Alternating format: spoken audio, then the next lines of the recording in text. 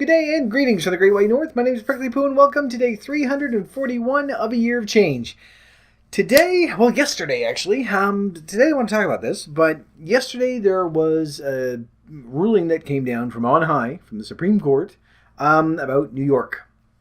And this is something that, we'll sort of go back a little bit. Back in December, the Health Commissioner of New York, or Health Department of New York, I can't remember, whatever her name is, had decided that they wanted to try out something a little bit different. They wanted to get, restaurant chains and, like fast food places to actually have warnings up. Not really warnings, but a notice up showing, what menu items went above the recommended daily allowance of salt or sodium. Sorry. Now, we've looked at this before, and we know it's roughly 2,300 milligrams per day is really sort of the upper limit of where we should be. We also know that we go way beyond that, just on a regular basis. So what they wanted to do is to just go to these different restaurants and say, okay, you need to put something up showing, okay, this menu item, this has more than your recommended daily intake.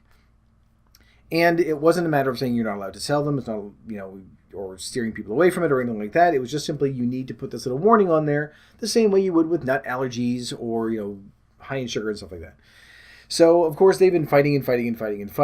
And yesterday, they finally came down and said the National Restaurant Association, so the NRA, has been fighting this. And finally, the courts went, no, you need to do it.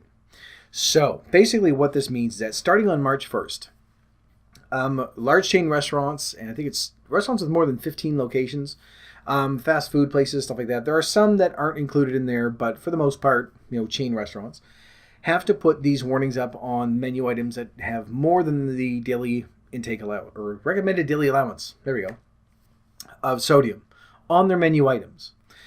Now, we've discussed, sorry, I almost choked. We've discussed the sugar tax before, and I'm a big supporter of it. And with something like this isn't them saying, you're not allowed to sell these items. They're not saying, you have to have great big red warnings all over the place. You need to have this little icon that has a little salt shaker in a black background, obviously saying this is going to be over 2,300 milligrams, which, let's face it, is going to be pretty much every single menu item across the board in almost every restaurant anyway. Now, the reason why this has sort of been going on for so long is that the National Restaurant Association, I keep wanting to say National Restaurant Association has been fighting this tooth and nail.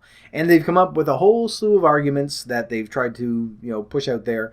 The main one is that they said this is a symbol. This is going to confuse consumers. They aren't going to know what it is, and they're going to associate it with the biohazard symbol. Now, this is what the symbol looks like. Now, there's no way. If you are one of these people that's going to go, oh my God, we obviously can't go here. That's biohazardous in this restaurant. We have to leave immediately. Well, then, you know what? You shouldn't be going out to restaurants anyway. You shouldn't be going out in public. But who's going to get confused by this? No one's going to walk up to a restaurant and go, well, obviously they only serve Cylons in the dark. We can't eat here at all. We have to leave. It's very clear. It's a salt shaker, and everyone's going to know what it is. They're going to know what it means. But it was this big argument that they had saying this is going to confuse consumers. This is going to steer them away from these restaurants. Now, there are some arguments just to be fair, there are some arguments that they came up with that you're kind of like, yeah, I can see where you're coming from. They're saying, it's going to steer people away from these restaurant chains, and they're going to go chains, and they're going to go to restaurants, not necessarily that have a lower sodium content to their food, but that aren't required to actually post it. And I kind of agree with that. I understand that it's, you might say, okay, well, I'm not going to eat here because everything has the salt symbol on it, but none of these do. Well, they aren't required to do it. So I can sort of understand where that's coming from. If it's just like a little out-of-the-way diner or something, it's going to have just as much sodium in it, but, they're saying it's going to steer people away from that. Now, the thing is, too, that the judge said this, too, is that, there are people that, and I'm one of them, that, even now I have a difficult time with it, but in my heyday, you could have great big flashing warnings all over the place. I'm still going to eat it. I don't care how much sodium is in it if it tastes good. And she said there are some people that are still going to do that. They won't care how many warnings you put on there. They're still going to go for it because they like salty food. But of course, the Restaurant Association is saying, no, we don't want these on here. They actually went as far to say that it was unconstitutional, if you can believe that, stating that it infringed on First Amendment rights, which doesn't make any sense whatsoever. This is the same, like I say, as a peanut warning on something. You can't simply have something that we know is bad for us as an ingredient and then just say, well, no, we don't have to bring it up. I do think that if they're going to do it for one person, they should really do it across the board. I would support that. But I'm assuming that eventually is going to come in time. But this is sort of part of a longer string of public health concerns that the Mayor Bloomberg, used to be mayor, he's not mayor anymore, in New York City had started to put out, including smoking in restaurants, cutting back on the sugary drinks. The sugary drinks one is one that I'm like, they did overturn it, which I'm kind of glad. Obviously we've cut out a lot of sugar, we've cut out a lot of salt and everything else. But I don't think that you should have the right to say to someone, you're not allowed to sell a sugary drink. Doesn't matter what it is. It could be Kool-Aid or Coke or anything, even if it's just sugar water. I don't think that you should be able to say to someone, you're not allowed to sell above a certain size to human beings. That's a little bit on the line, sort of infringing on people and saying, no, if you want to eat, I want to eat shit, I want to be able to go and say, no, I want a great big 2-liter or 2-gallon jug of, whatever. I should be able to buy that. I should be able to do that to myself. However, I do agree with the fact that, if I'm going somewhere and saying, okay, well, I want fries and a burger and pizza and nachos and all the other stuff, and they should be able to say, okay, well, just so that you're aware, there's a little tiny symbol on the menu. No one's going to care. Those of us that are really sort of looking after what we're doing, I can't imagine I'm going to go somewhere and say, I can't eat here. There's a little sodium symbol on there. But even for those that are really watching their sodium, they know how much is in there anyway. And that's the thing that seems to sort of have gotten lost in this, is that the people that are going to be really concerned with their sodium, they're very much aware of how much sodium is in, like McDonald's salads or, a pizza. They know that, okay, this is going to be a bad one. So I don't think this is anything really new. I think there are probably going to be a lot of people that are going to see it and not realize just, how every single menu item is going to have the symbol. And it's pretty much going to be across the board, I think. So, but if it is something that is, we've seen how much information can help us. Whether we do anything with it is up to us. But just having the information, if they start seeing everywhere that these symbols are up there, maybe it's going to prompt them to say, you know what, maybe I should look at, how much sodium I'm actually taking in, how much is good, how much is bad. We may not get all the way down to where we need to be, but even if I was just eating 4 or 5 times as much as I needed to, being able to bring it down to not even if you don't make it to that 2,300, if you can bring it down a little bit, it's going to help. So I don't think it's really going to steer too many people away from the restaurants that are going to be posting this. I do agree with the fact that I think that if one restaurant needs to do it, then all of them need to do it. Because there is sort of that, it's not really fair that this restaurant over here is serving the same stuff, but because it's not a chain restaurant, they don't have to post these symbols. So I do think that it should be sort of an all-inclusive thing. If they're going to do it in one spot in the city, they should do it all over the place. But the fines can go up to $600 if they find, okay, well, this is a restaurant that's supposed to be posting it, and they don't. And if it's over 2,300 milligrams, then you have an issue. And here's the thing. This isn't something that's just saying, well, this is sort of high in sodium. These are things that say this serving, this menu item, has more than the upper limit of the daily recommended intake of sodium. I keep wanting to say dose of sodium. So the most that you should have in a day, you're going to get in this one meal. So I don't think it's going to be anything that we aren't going to see a big drastic change in eating habits across New York City. I just don't think it's ever going to happen. There are going to be some people that I think are going to be surprised by how many items on the menu had this little symbol. It might save time and with the printers and money and everything else just to stick a great big one on the front of the menu for pretty much everywhere. Because almost every restaurant is going to have, super, super high sodium on their menu. And we only know that because we've looked at it. It was something that I really wanted to pay attention to because I knew I was eating too much salt. So it's something that we've really sort of focused on for quite some time. So that's the only real reason why we even pay attention to it. But even if it's just to sort of wake people up a little bit and go, okay, well, yeah, it's bad, but I'm still going to have it. And then the next day they notice it's on another one, and another one, and another one. If it's going to mean that, maybe once a week I'm going to eat at home and cook something normal, even that's better than nothing.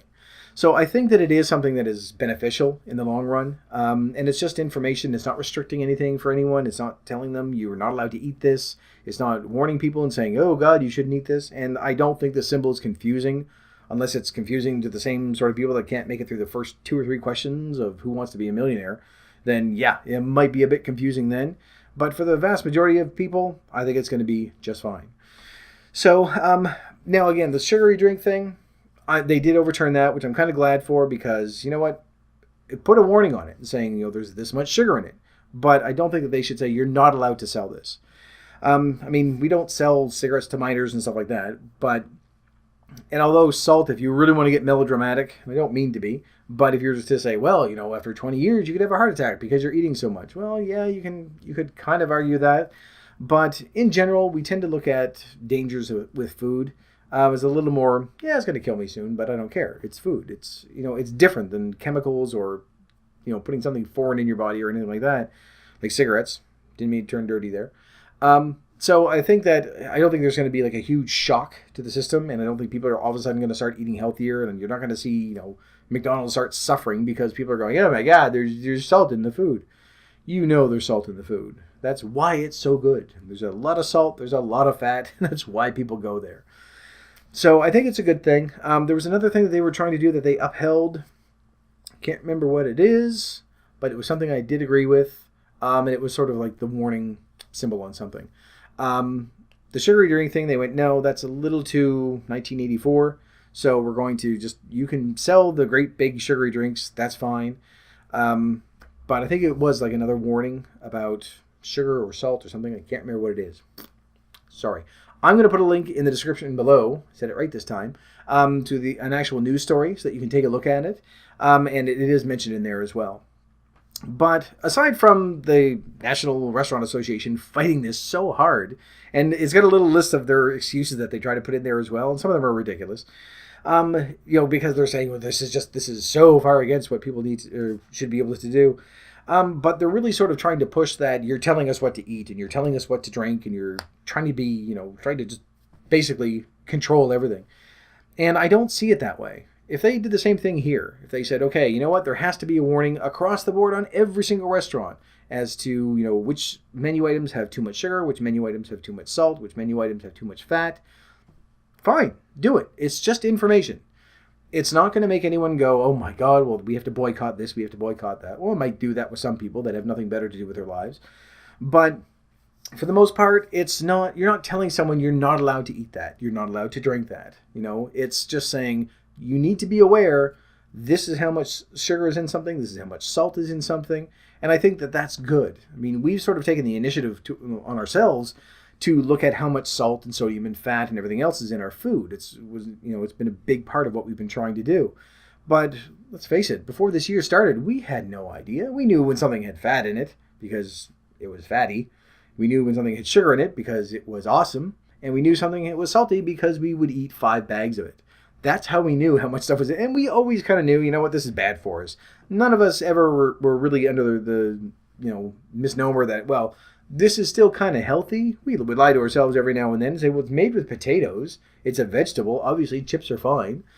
But, I mean, it's not going to be any big surprise to people. It's not going to be anything that I think someone's going to go, my God, I didn't realize there was so much salt in this.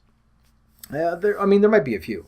But for the most part, we know when things are bad for us. This is just simply quantifying it and saying, okay, just look at the sheer number of items that you eat in the run of a day, that every single one of them is your daily dose of salt. I'm going to keep saying dose because it keeps popping in my head.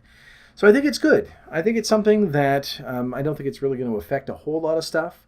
But even if it does, then really the long run, although some of these restaurants may lose business, which is bad for them, obviously, but maybe it's going to prompt them to say, okay, well, we can offer the same stuff with lower sodium. We can offer this stuff like healthier options, which I'm not a huge fan of with restaurants.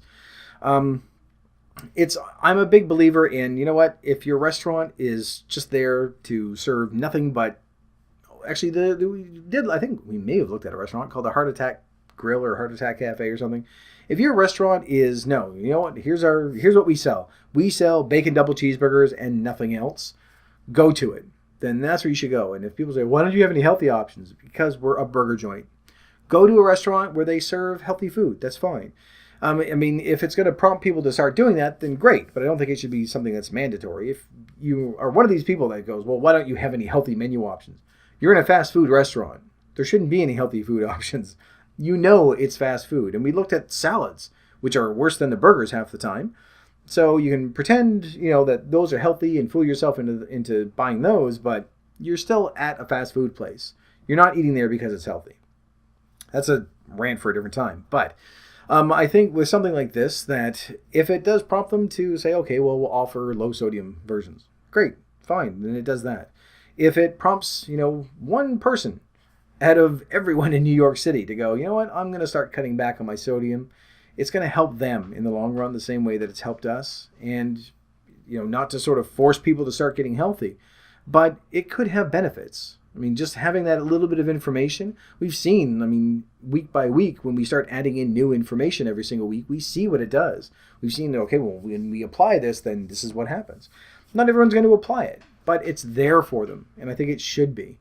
So it'll be interesting to see what happens over the next few months when restaurants start putting all this stuff in. They've got about a week before they actually need to start posting it, but it's been going on since December anyway. And now that it's been upheld by the Supreme Court, then it's pretty much written in stone. So I'm sure that they're still going to keep fighting it, and they're still going to say, this isn't what baby Jesus would do. But in general, I think it's a good thing. I do think they should extend it out, though, to every restaurant. If they're going to have some restaurants do it, then they need to do it with everyone.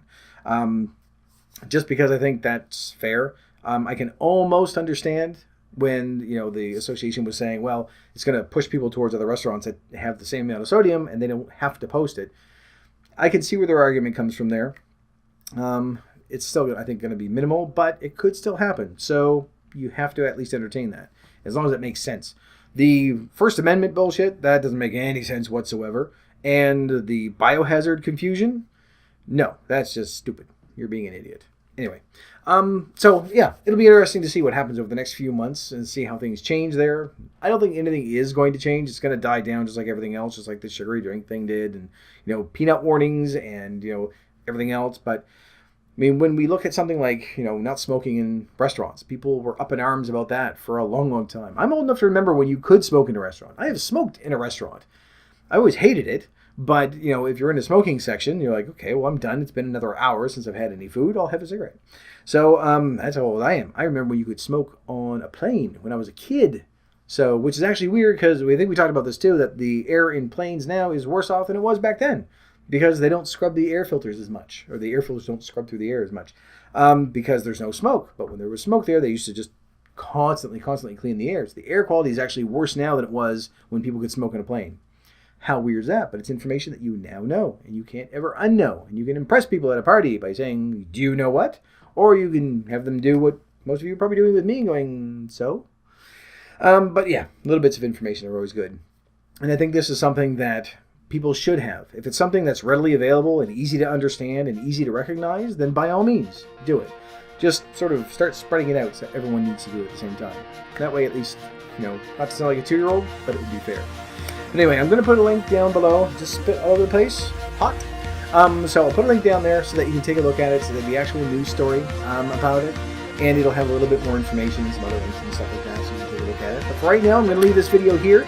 So thank you very much for watching. If you liked it, please poke the like button for me. And in the meantime, keep yourself warm and fuzzy, and I will see you in the next video. Bye-bye.